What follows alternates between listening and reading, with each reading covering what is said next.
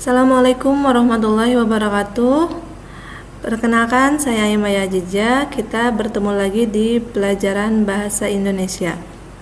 Ya, pada pertemuan kali ini kita akan membahas surat lamaran pekerjaan ya. Sebelum kita belajar, mari kita berdoa bersama. Nah, baik anak-anak, dalam surat lamaran pekerjaan ada beberapa yang harus kalian pahami. Ya, kemarin kalian telah memahami tentang sistematika dan unsur kebahasaan. Dan sekarang akan diperjelas oleh Ibu agar kalian paham. Ya, tujuan pembelajaran yang pertama yaitu peserta didik dapat mengidentifikasi unsur kebahasaan surat lamaran pekerjaan. Yang kedua, peserta didik menyusun surat lamaran pekerjaan dengan memerhatikan isi, sistematika, dan kebahasaan. Nah, Ibu akan bertanya, apakah kalian masih ingat apa itu surat lamaran pekerjaan? Ya, surat lamaran pekerjaan merupakan surat yang berisi permohonan untuk bekerja di suatu lembaga atau instansi. Di sini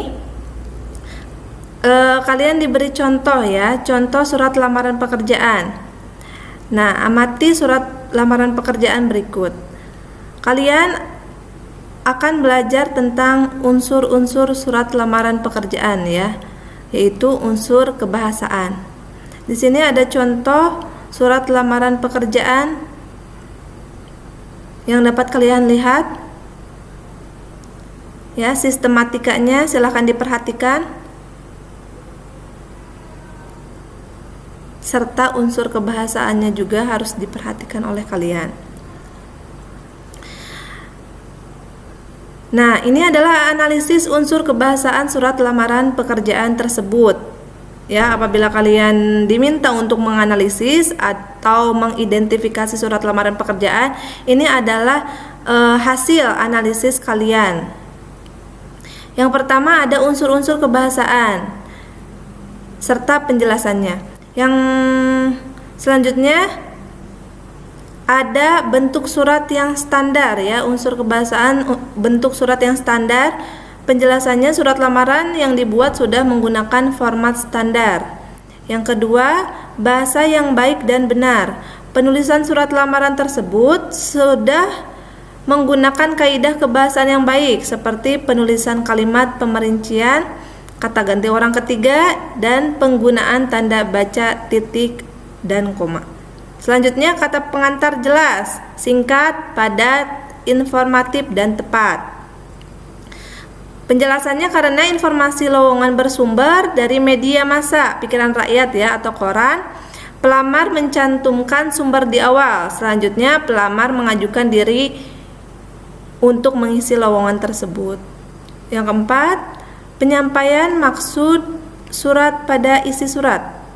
Penjelasannya sudah menggunakan kalimat yang jelas untuk melamar kerja, namun kurang jelas menyampaikan posisi atau jabatan yang diinginkan. Yang kelima, pemakaian tanda baca koma pada bagian penutup surat. Penjelasan tersebut pada penutup surat seharusnya setelah kata pimpinan diikuti tanda baca. Nah, analisis ini sesuai surat yang kalian amati. Ya, jadi tidak bisa mengada-ngada. Nah, selanjutnya di sini Ibu akan menjelaskan kata ganti. Ya, supaya kalian lebih paham apa itu kata ganti, ada 3. Yang pertama, kata ganti orang pertama. Yang kedua, kata ganti orang kedua, yang ketiga, kata ganti orang ketiga. Nah, di sini sudah ada contohnya. Apabila kata ganti orang pertama, contohnya saya, aku, daku, ya, apabila tunggal. Kalau jamak, kita, kami. Yang kedua, tunggalnya kamu, Anda, kau. Jamaknya kalian, kamu sekalian. Kata ganti orang ketiga yang biasanya digunakan di dalam surat lamaran pekerjaan yaitu beliau ya, kata tunggal, ia, dia, atau beliau, jamaknya mereka. Nah, itu juga perlu kalian pahami ya, supaya kalian bisa tahu unsur kebahasaan surat lamaran pekerjaan yang baik dan benar. Selanjutnya, kalian harus memerhatikan ejaan, ya. Ejaan itu berasal dari PUEB, ya, atau Pedoman Umum Ejaan Bahasa Indonesia. Nah, di sini ada beberapa klasifikasi jenis-jenis atau golongan.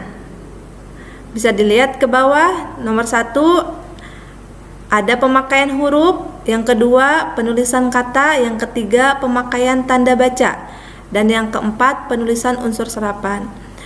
Nah, klasifikasi atau jenis-jenis ini ada di PUEB, di dalam PUEB, dan kalian dapat menemukan pemakaian tanda baca. Nah, pada jenis pemakaian tanda baca akan keluar tanda-tanda baca seperti ini, ya. Ada banyak, bisa kalian lihat, ya. Nah, ini adalah salah satu ejaan di dalam PUEB, khususnya pada pemakaian tanda baca, ya. Ada banyak tanda baca, yaitu ada tanda titik, tanda koma, tanda titik koma, tanda titik dua, tanda hubung, tanda pisah, tanda tanya, tanda seru, tanda elipsis, tanda petik tunggal, tanda kurung siku, tanda garis miring, dan tanda penyingkat. Nah, biasanya yang lazim digunakan di dalam surat lamaran pekerjaan, ya, yang kalian pernah temukan, yaitu tanda titik, ya, tanda titik, tanda koma, tanda titik dua, biasanya itu sering dipergunakan di dalam surat lamaran pekerjaan. Seperti itu, kalian hari ini membahas analisis tentang surat lamaran pekerjaan yang tadi sudah saya perlihatkan kepada kalian, lalu pemahaman tentang kata ganti dan ejaan. Mudah-mudahan kalian dapat mengerjakan tugas yang Ibu berikan, ya. Nah, ini adalah tugasnya. Tugas kedua, ya, tugas mandiri. Tugas pertama kalian telah menyelesaikan di minggu lalu, dan di minggu sekarang ini ada tugas mandiri kedua. Nah, ini adalah soalnya. Yang pertama, buatlah sistematika surat lamaran pekerjaan dengan rapi di kertas folio bergaris. Yang kedua, setelah mempelajari sistematika dan unsur kebahasaan SLP atau surat lamaran pekerjaan, buatlah oleh Anda surat lamaran pekerjaan dengan memilih berbagai sumber, ya. Sumbernya banyak. Ada sumber dari orang lain, sumber dari koran, ya, kalian bisa cari di media.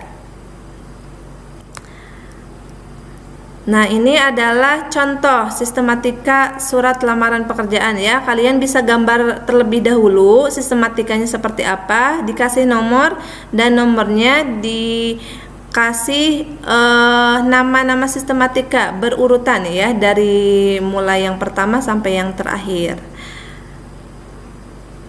Selanjutnya, nah, pekerjaan atau pengerjaan tugas dari Ibu, ya, jangan lupa melalui kertas folio bergaris sertakan nama lengkap kalian, kelas, dan tanggal pembuatan tugas.